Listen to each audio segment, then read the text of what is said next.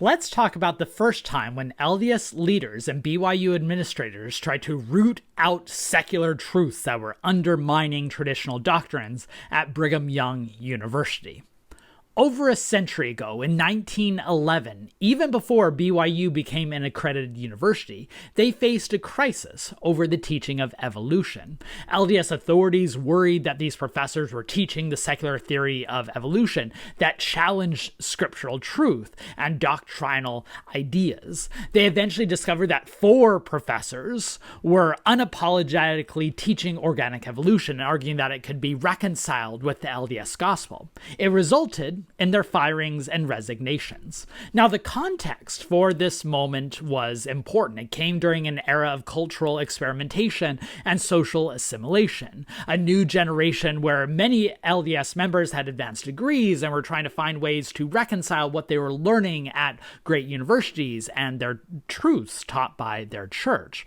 But there are also fears by many church leaders that that assimilation process was going too far.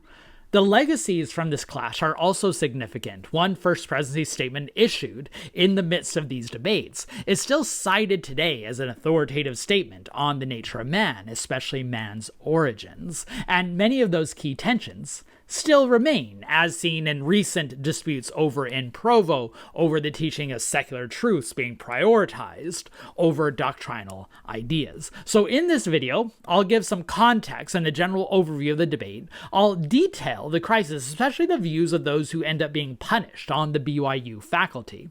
And then I'll outline some of the theological legacies. I think you'll hear plenty of echoes from this episode to more recent episodes, which is why this history is quite relevant, even if it is sometimes somewhat startling. So first, we need to get the cultural context in view, because this took place in a very particular moment. This is just a couple decades after the church publicly renounced polygamy in the years following the Reed-Smoot trial, and an attempt for the church trying to show that they can accept American culture and fit in to their broader society. There's an emphasis on belonging, and few people took more advantage of this than academics, those Latter-day Saints who went on to universities, including some of the best universities in the world, to get higher degrees and bring those truths back to Utah. Among those are James Talmage, the first Mormon with a PhD, and John Widtsoe, both of whom would later become apostles. John Widtsoe's text from, I believe it was 1906,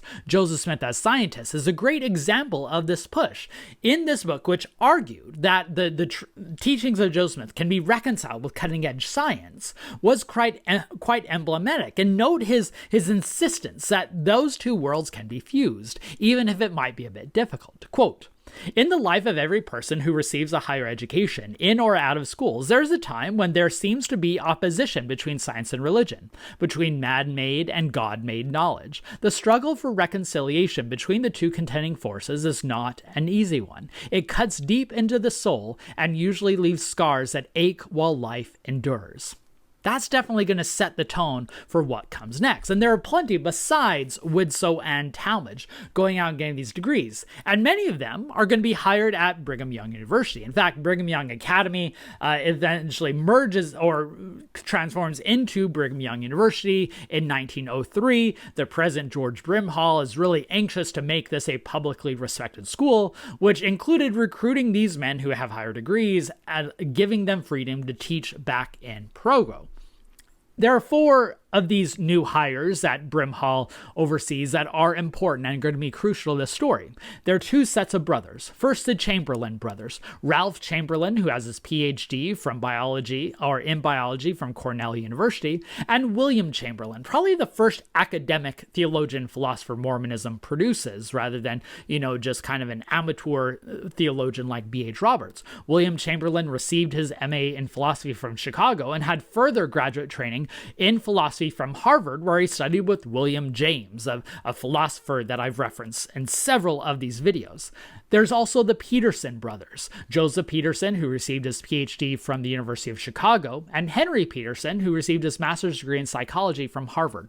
All 4 of these men were anxious to teach evolution to BYU students because they believed they can reconcile it with LDS teachings. But this is where the crisis comes in. Just a reminder before I go much further, if you enjoy this kind of nerdy context where I talk about how the past shapes the present, make sure you're subscribed to this channel. I do deep dives on topics like this one every Monday. I connect the past to the present every Wednesday, and I dig into historical sources on Friday, peeling back the curtains on the historian's craft, talking with our authors, looking at books, all that fun stuff so that you can develop the tools to think historically. And if you want to give back, and I'm so grateful for the many of you who have chosen to give back, you can become a member, where for a nominal fee, you get early access to the videos, you get little icons next to your name, but most importantly, you feel good about supporting public-facing, rigorous scholarship at a time when such a perspective, I believe, is sorely needed.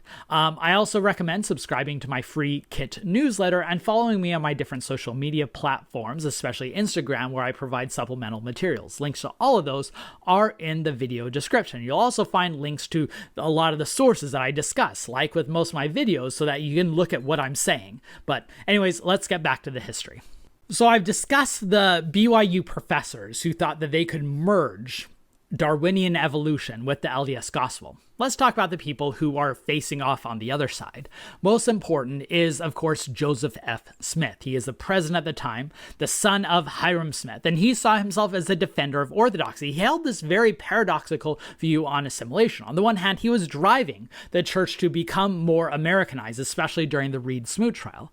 But he also always had this idea that we can't give up these core doctrines. So yes, he's a driver for assimilation, but he's also the defender of Orthodoxy. And this is the case where you really see this at its core. He is especially worried that this Darwinian evolution is undercutting scriptural truths that he believes were the foundations, at the same time that many Christians at the time across America were worried about Darwinian teachings. This is actually a fascinating historical footnote that in the 19th century, most Christian teachers were okay with Darwinian evolution. It wasn't until this fundamental retrenchment in the early 20th century that Mormons were just a part of that we see a backlash. And Smith saw reason for worry. For instance, in early 1909, like many universities in the nation, BYU celebrated Darwin Day, the centennial celebration and anniversary of Darwin's birth.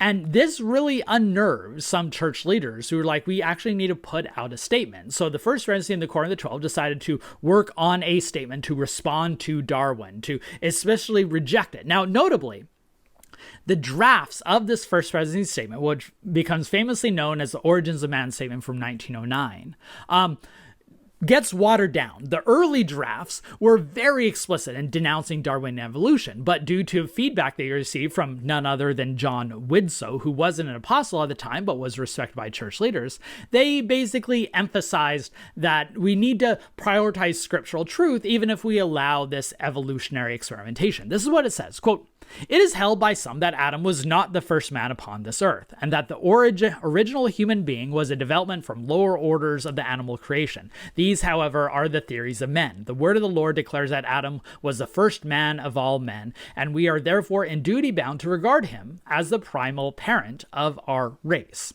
Now, if you read the entire statement, it basically punts the issue down the road, saying we're not taking a stance on evolution, but they can't cut into our core teachings. And they do this at the same time as supporting several BYU professors like Frederick Pack, a BYU geologist who was trying to explore how to harmonize the gospel and evolution. But you need to remember, as long as it does not cut into these fundamental truths, that's the major clash. And so you can see how there are two trajectories that are about to meet, and it's not going to go well. Because that 1909 First Presidency statement did not settle the question, especially when there are some church members who worried that BYU professors were still teaching Darwinian evolution, the organic evolution that undercut scriptural truths.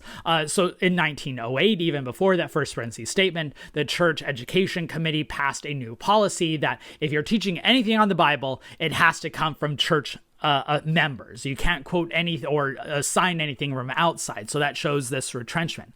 And then there's a number of stake presidents, the people in charge of regions of several congregations, complaining that we really think BYU is going haywire.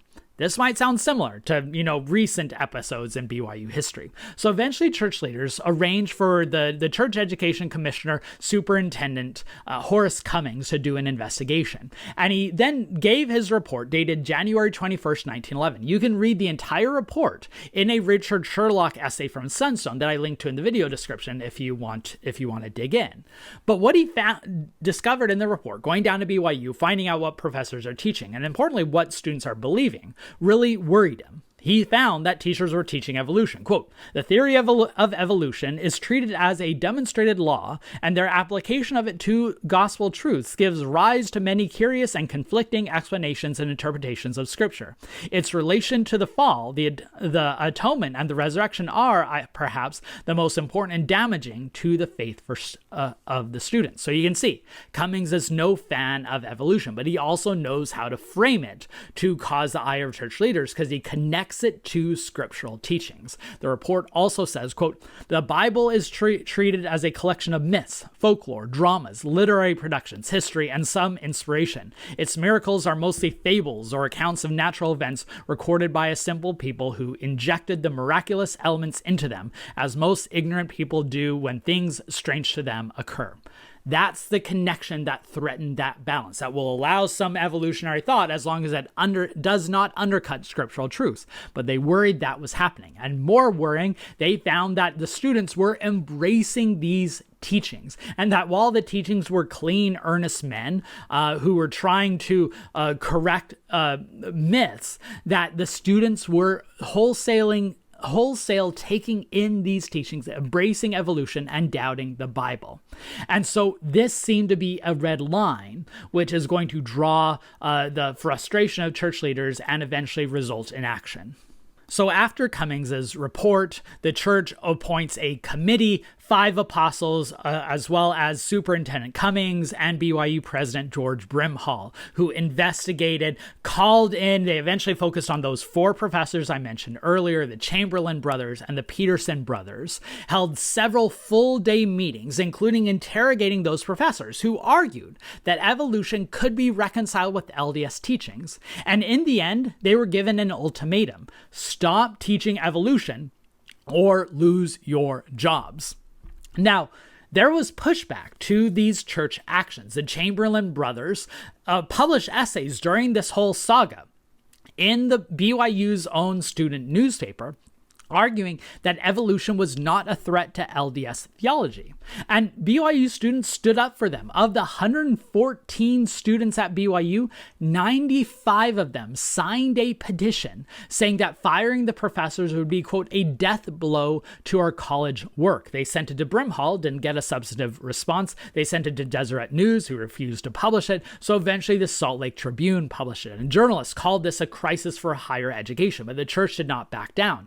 Henry Peterson was the first to be fired, though notably, Peterson, once he fired, he published an editorial in the local Provo newspaper in which he argued that you shouldn't be scared of evolution, that you can reconcile with LDS belief. These aren't skeptics or secularists. And then later, Joseph Peterson, his brother, and Ralph Chamberlain resigned. William Chamberlain apparently was not given that ultimatum for complicated reasons that I may get into in a future video, but he stayed on just for a little. And BYU really pushed back. The BYU president, George Brimhall, called an assembly and chastised the students, and Brimhall announced a whole new slogan for the church from that point on: the church, or the school follows the church. In other words, there is going to be no breaking of this authoritative link over what can and cannot be taught.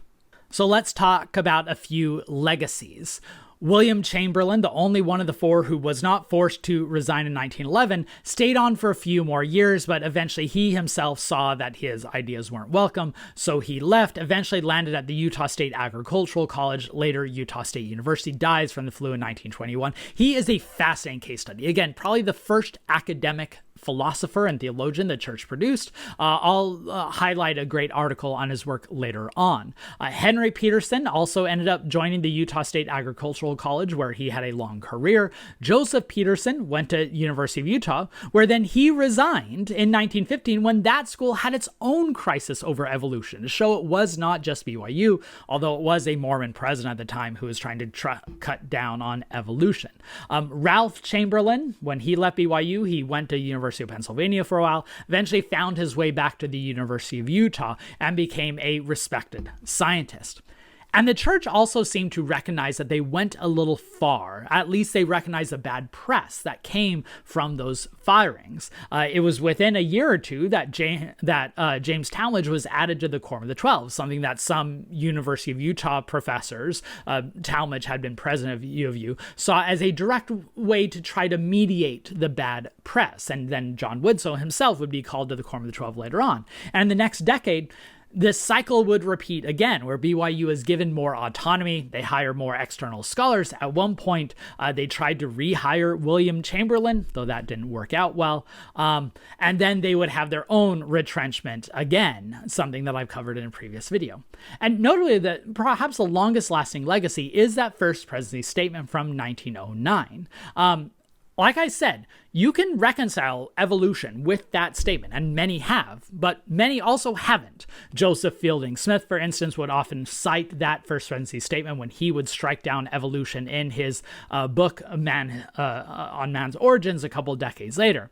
But later on, once BYU becomes much more of a respected institution, they find ways to interpret that statement that allows the study of evolution. The evolution packet handed out to BYU students now includes that 1909 statement, but it also frames it in a way that allows academic study. And BYU now has a world-leading evolutionary biology program. And all the surveys done in the nation actually show that Latter-day Saints, especially those educated at BYU, are more likely to accept evolution than, say, white evangelicals, which shows that in the end, the Chamberlains and the Petersons won, even if, of course, there are plenty of LDS members, including some leaders, who continue to doubt scientific theories like Darwin's evolution. I hope you found this video useful, and I hope you want to dig in more yourself into this fascinating topic. If so, I have a few recommendations for you. Richard Sherlock had an essay in Sunstone Campus in Crisis, BYU 1911, that includes the entire summary of the study from Horace Cummings in 1911. I'll link to this and all the others I'm about to say in the video description. If you want to learn more about William Chamberlain, this fascinating figure, James McLaughlin wrote a great article, William H. Chamberlain and the Quest for Mormon Theology, published in Dialogue. If you want the much broader story, I recommend Tom Simpson's American Universities and the Birth of Modern Mormonism, published by University of North Carolina Press a number of years ago. And if you want to see how many BYU professors today reconcile evolution with LDS teachings, BYU recently published as a digital book that you can download for free as a PDF, The Restored Gospel of Jesus Christ and Evolution, which is a very mature and meditative look at this topic to show how far they have come since Horace Cummings in 1911. I hope you enjoyed this video. If so, hit the like button, share with others, check out other videos on these topics if you haven't yet, subscribe and become a member if you want to give back. History has never been more relevant than it is now, because it is in revisiting these past episodes that we get a better understanding of how we got here and potentially where we might go next.